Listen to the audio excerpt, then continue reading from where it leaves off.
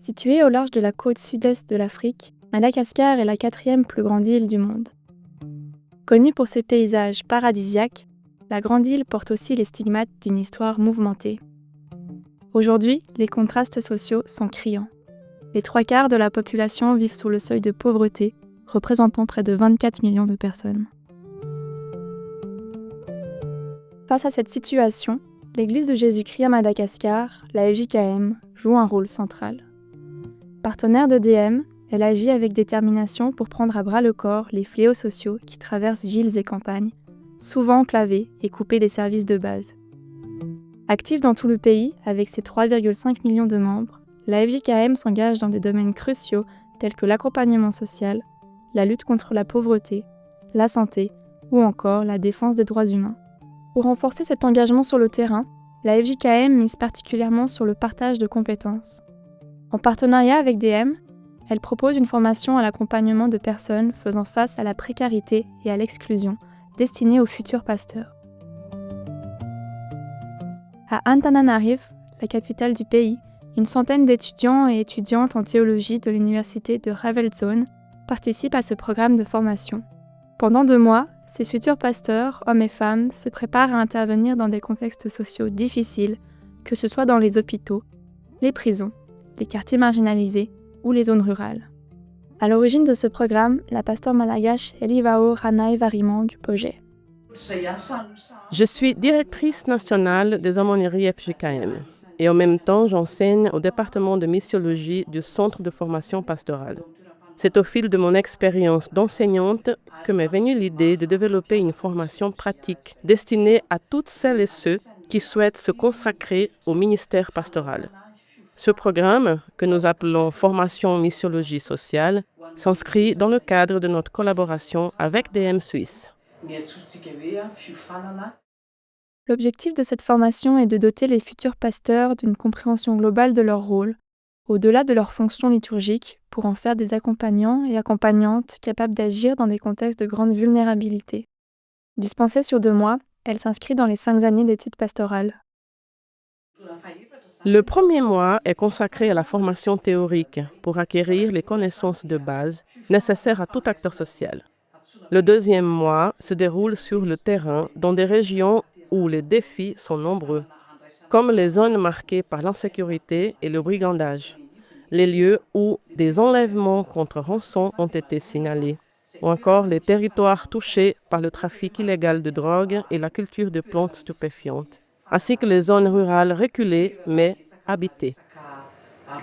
Ces terrains d'engagement sont au cœur de la missiologie, car il s'agit d'aller à la rencontre de personnes là où elles vivent, ce que font les étudiants et étudiantes durant ce 2e mois.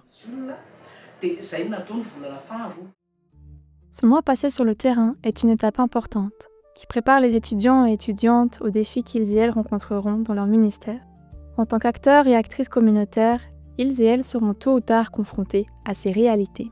C'est ce qu'a vécu la pasteure Tserimpana Raktoarson. Nous la retrouvons à Antsirabe, 3e ville du pays. Antsirabe est nichée à 1500 mètres d'altitude, dans les hautes terres du centre du pays. Cette ville à l'architecture coloniale et aux ruelles animées est souvent décrite comme une oasis de fraîcheur. Cette région fertile reste pourtant profondément marquée par la pauvreté, où les inégalités sont visibles. C'est ici, à l'hôpital public d'Antsirabe, que la pasteure Tserimpana exerce son ministère. Aumônière depuis 2014, mariée et mère de famille, elle accompagne patients et patientes, proches et personnel soignant, avec conviction. Formée il y a 10 ans, elle continue aujourd'hui de mettre en pratique les outils qu'elle a acquis lors du programme en missiologie sociale. Elle témoigne aujourd'hui de l'importance de ce parcours. Lors de mes études, je n'avais pas d'attrait particulier pour la diaconie sociale. C'était une matière obligatoire, alors je l'ai suivie. Mais une fois sur le terrain, tout a pris sens. C'est ici, à l'aumônerie, que j'ai compris pourquoi cette formation était essentielle. Grâce à cette formation, Tserimpana apporte aujourd'hui à l'aumônerie des outils concrets, adaptés aux réalités du terrain. Chaque matin, dès 6 heures, un culte accueille malades, proches et personnel hospitalier. Nous venons en aide aux personnes les plus vulnérables en leur fournissant de l'aide matérielle et spirituelle. Nous fournissons aussi du soutien au personnel du corps médical. Il ne faut pas oublier ces personnes qui peuvent être confrontées à du stress dans le cadre de leur travail.